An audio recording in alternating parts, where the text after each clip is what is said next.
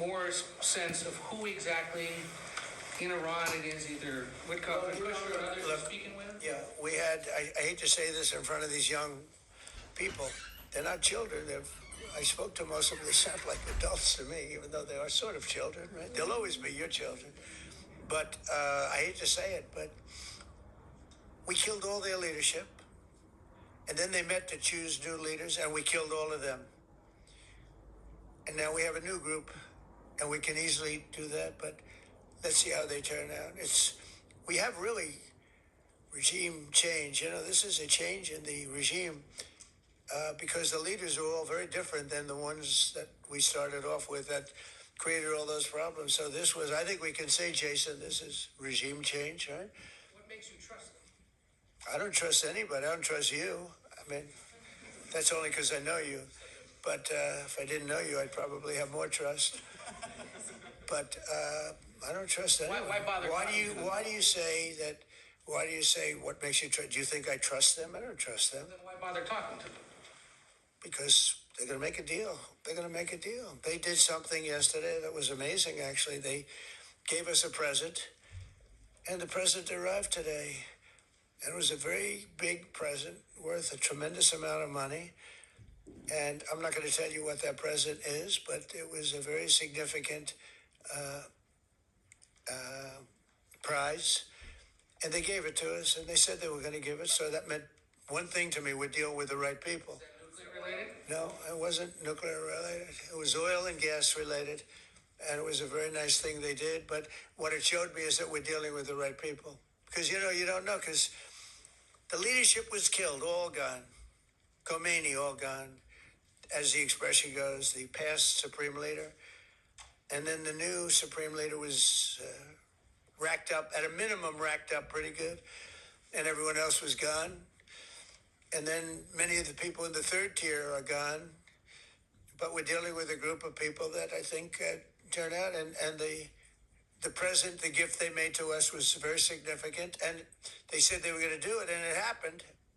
And they're the only ones that could have done it. Jennifer? Was it related to the Strait of Hormuz and the flow of... Yeah, it was related to the flow and to the strait, yeah, it was. Are we negotiating on who's going to control the strait from now on? No, we'll have control of anything we want. Look, if we can end this without more lives being down, without knocking out $10 billion electric plants that are brand new and the apple of their eye, I'd like to be able to do that, you know. But they can't have certain things. I mean, you know the things. I don't have to go over the list, but again, it starts with no nuclear weapons, and they've agreed to that. There won't be any nuclear weapons. They're not going to have, and they're not going to have enrichment, any of those things. But look, I hate to say that we're in a very good bargaining position, and I hate to say that they're defenseless because, you know, until that last missile is fired, they have little power. But we are in about the best bargaining position. We're way ahead of schedule. And again, they have no Navy and they have no Air Force and they have no missile protection, and most of their missiles are gone. Most of their launches we've killed. You know, we've killed about 82% of their launches. So even if they had a missile, they can't launch it. We've been very fast. We have the greatest military in the world. Nobody even comes close. We have the best military equipment in the world. Go ahead. On Saudi Arabia, there's been some reporting that you've been talking to the Crown Prince. Have you been focused on normalization between Saudi Arabia and Israel? Well, no, we have a great relationship with Saudi Arabia. What do you hear with Saudi Arabia?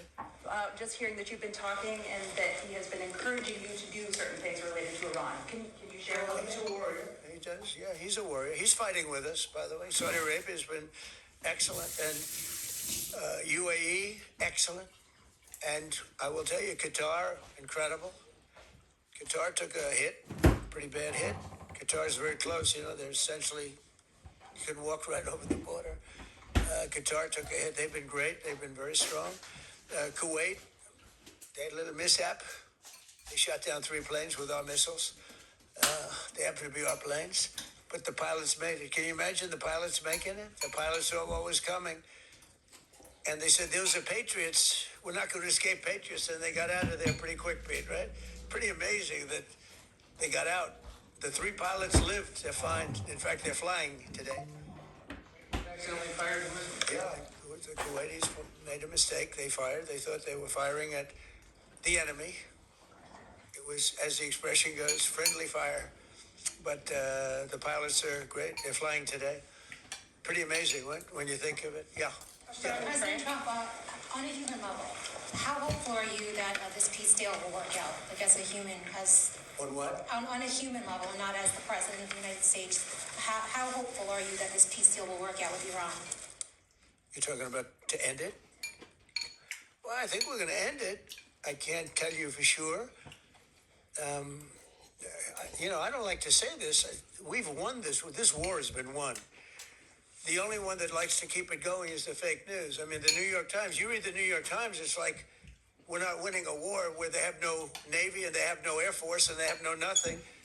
And we literally have planes flying over Tehran and other parts of their country. They can't do a thing about it. For instance, if I want to take down that power plant, that very big, powerful power plant, they can't do a thing about it. It's like, take me. That's all they can do. And yet, if you read the New York Times or if you watch ABC fake news or NBC fake news, you'd say it's a close battle. It's not a close battle. They're totally defeated. We killed their Navy in, would you say 3 days, Pete? Gone. In fact, I was a little upset with Pete. I said, why didn't you save the ships? We could have used them, right? He said, it's more fun shooting them down.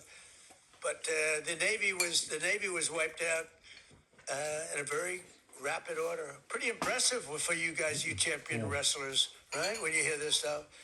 But you don't, if you read the news, you don't hear this. You read like, oh, they're doing wonderfully. They're doing terribly. They're wiped out militarily. They are dead.